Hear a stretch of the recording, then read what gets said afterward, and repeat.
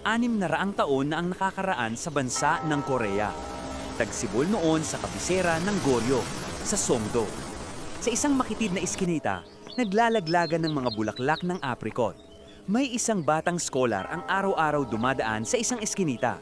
Ang pangalan niya, Lee Seng. Maagang nawalan ng mga magulang. Nag-iisang nagsisikap sa pag-aaral at mahirap ang pamumuhay. Ang mundo niya ay puro mga libro lamang. Sa araw, naglalakad siya sa kalye habang nagkakabisa ng isang tula. Sa gabi, nagbabasa siya sa maliit na silid na may nag-iisang kandila. Nang araw na yon, dala ang isang libro. Mayroon siyang narinig. Huminto siya sa paglalakad. May narinig siyang awit mula sa malayo. Isang malumanay at magandang tinig ng dalaga.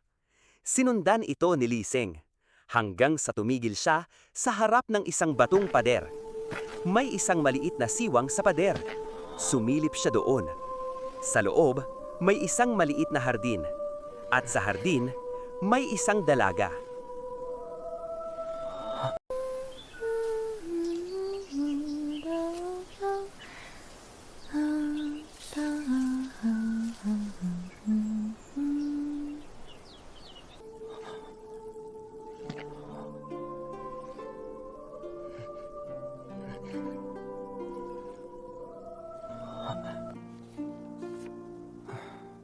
Nahulog agad ang loob niya sa dalaga. Nang gabing iyon, sa unang pagkakataon, hindi mga aralin kundi damdamin ang isinulat niya sa isang maliit na papel. Isang tula. At kinaumagahan, itinapon niya ito sa kabilang dako ng pader. Kinabukasan naman, may isang maliit na papel sa ilalim ng pader. Nang buksan ito ni Lee Seng, napangiti siya dahil ang sulat ay nagmula sa dalaga.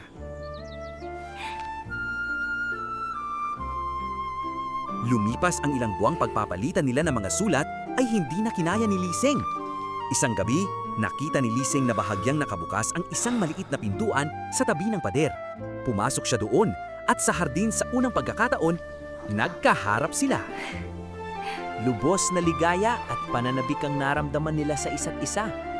Marahan at marespetong hinawakan ni Lee Seng ang kamay ni Choi. Ngunit hindi nagtagal ang kanilang kasiyahan nang biglang. Hoy!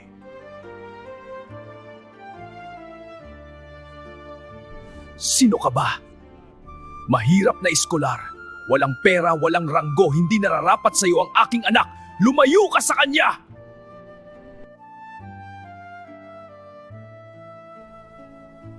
Dahil nga sa mga sinabi ng ama ni Choi, ay nakayukong umalis si Lee Seng, dala ang mabigat na damdamin.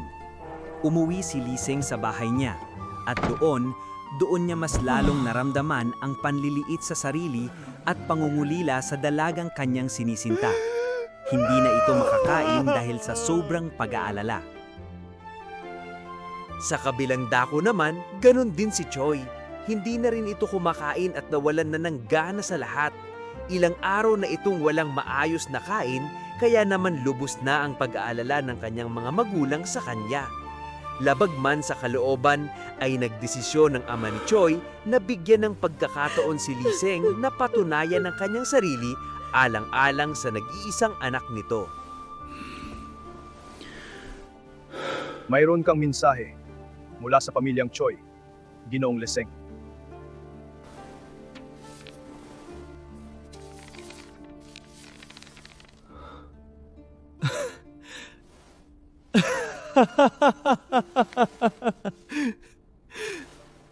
Nakasaad sa sulat na pahihintulutan na nila ang kanilang relasyon sa isang kondisyon.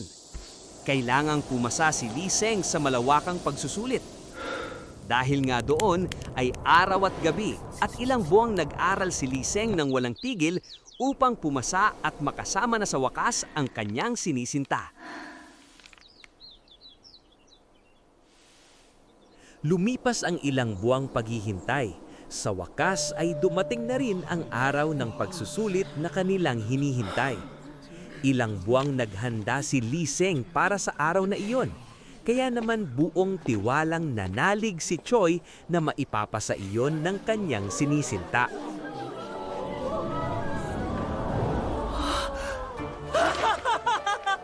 Tulad nga ng kanilang inaasahan ay pumasa nga siya sa pagsusulit, kaya naman bilang pagtupad ng kasunduan ay ipinakasal na nga si Liseng at Choi. Walang pagsidlang ang kanilang saya at namuhay sila ng mapayapa at maligaya. Sabay na nag-aaral, namamasyal at walang anumang naging problema sa kanilang pagsasama. Ngunit isang araw, dumating ang mga mananakop na Tsino sa kanilang lugar. Buong lugar nila ay napuno ng kaguluhan at napuno ng sigawan at hiyawan ng mga tao ang kanilang bayan. Napuno ng takot at pangamba si Liseng at Choi. Kailangan nilang lumikas at iwanan ang kanilang bayan upang tumungo sa mas ligtas na bayan laban sa mga mananakop. Nagdesisyon silang hawak kamay na lilikas paalis sa kanilang bayan. Nabalot na ng kaguluhan at karahasan ng kanilang bayang sinilangan. Nasusunog na ang mga tahanan at nagkakagulo ang mga taong bayan. Magkahawak kamay silang tumatakbo para mailigtas ang kanilang buhay. Ngunit dahil sa gulo ng mga tao, ay aksidenteng nabitawan nila ang kamay ng isa't isa. Nagkahiwalay si Liseng at Choi sa gitna ng mga nagkakagulong taong bayan.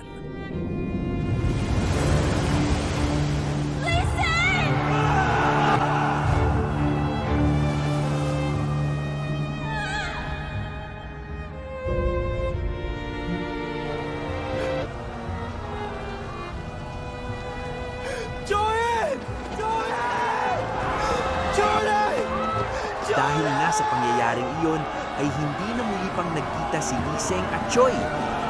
Labis ang pagtangis ni Liseng. Nag-aalala siya sa kaligtasan ni Choi.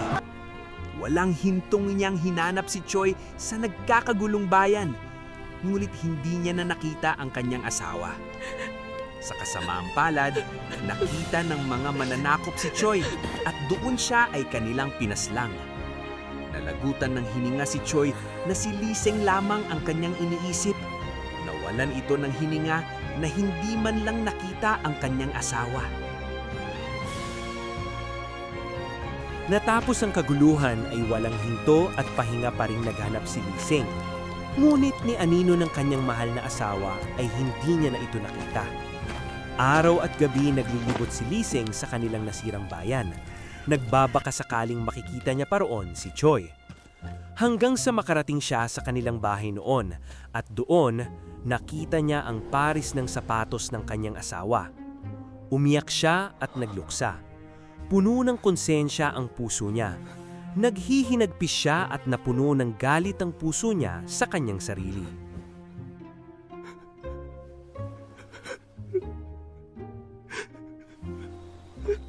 Mabilis na dumaan ang mga taon at dahan-dahan nang bumabalik sa ayos ang kanilang nasirang bayan. Ngunit si Liseng ay nawalan na ng gana sa lahat. Hindi na ito kumakain ng maayos, hindi na nagpapalit ng damit, at hindi na inaalagaan ang sarili. Nawalan ng kulay at ligaya ang buhay ni Liseng. Namuhay siya sa galit sa sarili at pangungulila sa kanyang mahal na asawa. Araw at gabi, binabasa lamang niya ang mga lumang liham na nanggaling kay Choi. Walang oras na hindi niya iniisip ang mga masasayang alaala nilang magkasama. Kahit isang beses lang gusto kitang makita. Sa gabi ngang iyon ay nagising si Liseng sa kalagitnaan ng gabi dahil sa lamig ng hangin at nakakakilabot na paligid. Liseng ako ito. Natatakot ka ba?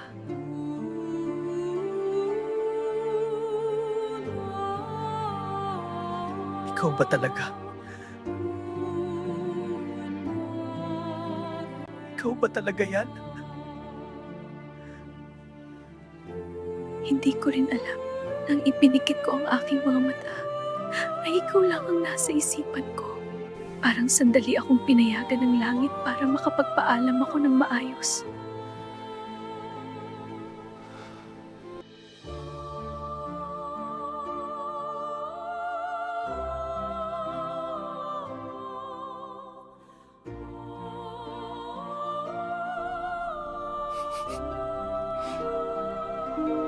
Sapat na yan.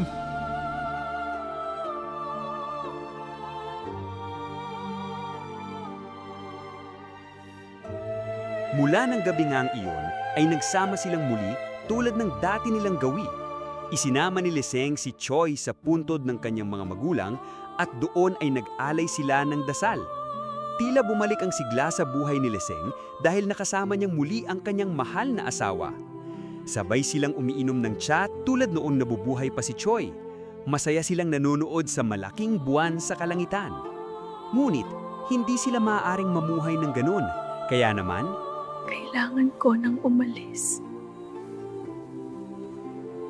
Alam ko. Iiwanan ko ang pagmamahal ko sa'yo. Tuluyan na ngang umalis si Choi at naiwan namang nagluluksa si Liseng. Wala siyang magawa kundi yakapin na lamang ang sirintas sa buhok ng kanyang mahal na asawa. Itinali niya ang naiwang sirintas ng kanyang asawa sa kanyang pulso upang sa ganung paraan ay nararamdaman pa rin niya ang presensya ng kanyang yumaong asawa. Sinubukan niyang magsulat muli, ngunit wala itong naisulat ni isang letra. Nagluto muli siya ng kanyang pagkain. Sinubukang magbasa ng mga tula na kanyang gawain noon, ngunit hindi mawala sa isipan niya ang pagluluksa sa pagkawala ng kanyang sinisinta. Isang araw, si Liseng ay umiyak ng malakas na parang doon niya ibinuhos ang pangungulila sa loob ng ilang buwan. Yakap-yakap ang sirintas ng kanyang asawa, doon ay ibinuhos niya ang luha na walang kasing sakit. Pagkatapos niyang umiyak ng malakas, ay hinanap ni Liseng at muling tinignan ang mga lumang tula na nanggaling sa kanilang mag-asawa. At doon, nakita niya ang kauna-unahang tula na ginawa at pinadala ni Choi sa kanya. May ngiti sa mukhang lumabas si Liseng sa kanilang tahanan, dala ang unang tula ng kanyang asawa sa kanyang kamay, at nakatali naman ang sirintas ng kanyang asawa sa kanyang pulso. Umupo siya sa labas na nasisikatan ng buwan at doon sa huling pagkakataon ay binasa niya muli ang tula ng kanyang asawa sa ilalim ng buwan. Itinaas niya ang tula at kasabay ng pagbagsak ng tula ay ang pagkalas din ng sirintas sa kanyang pulso. Tila nagustuhan yon ni Choi sa kabilang buhay. May lumabas na puting usok na paakyat sa buwan na tila dinig ni Choi ang tulang binasa ng kanyang mahal na asawa.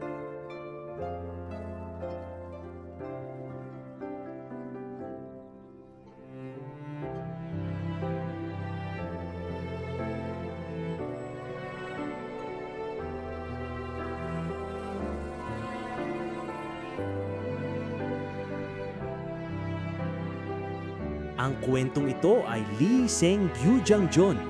Isinulat ni Kim Si-suk, 600 taon nang nakakaraan. Kung naranasan mong mawalan ng minamahal, mauunawaan mo si Lee Seng. Ngunit tandaan, ang tunay na pag-ibig ay hindi nawawala. Nagbabago lamang ang anyo. Tulad ng liwanag ng buwan.